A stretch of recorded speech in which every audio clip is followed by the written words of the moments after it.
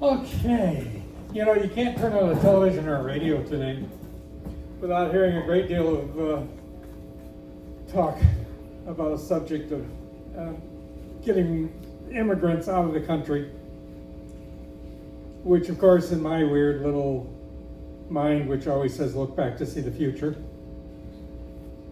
between 1840 and 1870, the immigrants that everyone wanted to get rid of course, were the Irish.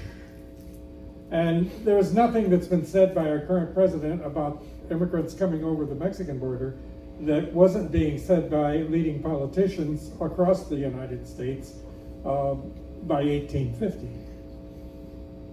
And in fact, 50,000 Irish were deported. That included people who had been born here and were citizens, children.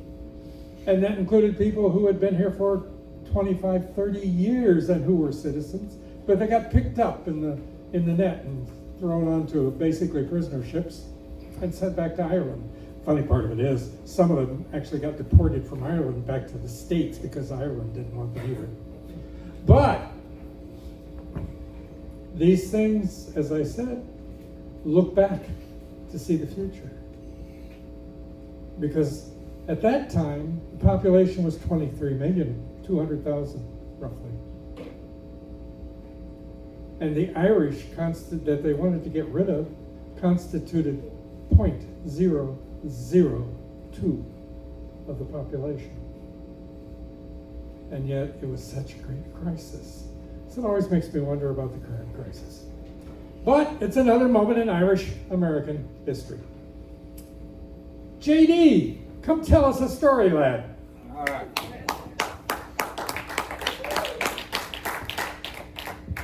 All right. So, I'm JD. Would it be possible, can I use your music stand? If we can raise it up. Sorry, it's gonna be easier. What I'm doing is, for USF, hopefully, I'll have it memorized by then. But I wrote this book. It's an epic poem. It's a story told entirely in verse. It's called Daughter of the Sun. I'm not going to read the whole thing to you today because that would take 45 minutes. But I think if I can maybe set up a stage at USF, that might work. Hopefully, I'll have it. Anyway, I'm going to read you the first chapter tonight. And basically the story is about a girl who is given access to the hoard of power by the corporate overlord archetype character, but instead of joining forces, she steals it from him and takes off to give it to the people. That's the basic outline of the story, and so he gives chase. And so this is going to be the opening of that. It's all told in poetic verse. So bear with me. Probably get slide it in. Yeah. Okay. 1 second.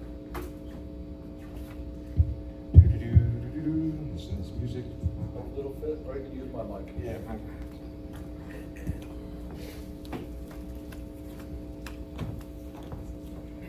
Sir.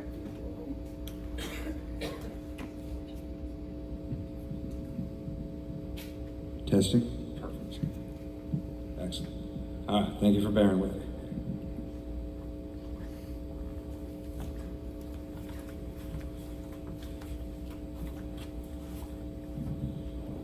All right, chapter 1. Wow, reverb. Chapter 1, pray. Running. Through the trees, long, slender, sweaty legs and big brown hiking boots, heart pounding, panic, breathing, mind racing. Frightened, focused, excited eyes simultaneously seeking paths before, predator behind, wanting, hunting. Closer all the time. She cuts left. Brown cargoes, green shirt, camouflaged by Gap. But the backpack, the yellow pack with a simple smiley face, bright beacon in the darkened wood, it is this they pursue, not the messenger. It is this they pursue, not the messenger. Still, her fate no better for resisting the master. She will feel the cruel wrath, should the hunters catch her. Fleeting sounds tease hope, water over rocks, possible escapes scroll through the mind. She turns towards the liquid promise, running, hoping, desperate for escape. Footsteps on branches, voices in the wind, enemies encircling. She grips tight her pack, her tragic salvation, and leaps onto rocks, hoping beyond hope to throw off the trackers. Splash and splatter, louder and louder, vague hope tolls, liquid on stones break in the trees, a clearing opens. She gasps. A massive, roaring river bars her path. To the north, a tumbling crescendo as the headwaters crash down the long, flat face of the towering cliff. And to the south, the shimmering serpent winds for days. Closer and closer, the pack on her heels. The crushing of wildlife, the manly jeers. She turns north towards the aquatic cacophony, praying to the gods of prey for a miracle way behind the spray. Blindly, she plunges into the liquid curtain, answering either prayers or fears. A narrow passage awaits. Rocky tunnel into unknown, cool, damp air clings. Centuries of dank fill her long, narrow brown nose. Soft hair of her arms rise, an ancient chill runs down her spine. She pauses, turns, and peers back through the roaring waterfall. Drenched dark hair clinging to angular face, hazel eyes reflecting drops of liquid light. Full lips curl inward to a line focused on her foes.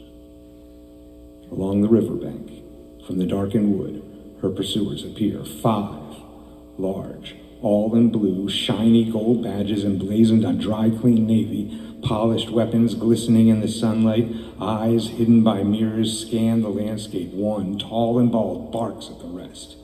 They scramble about, seeking signs of their prey, eager to please, eager to win. Unwilling to await the outcome, she turns to the abyss, breath steaming, heart pounding, mind racing. Into the dark, dank unknown she heads. Chapter 1.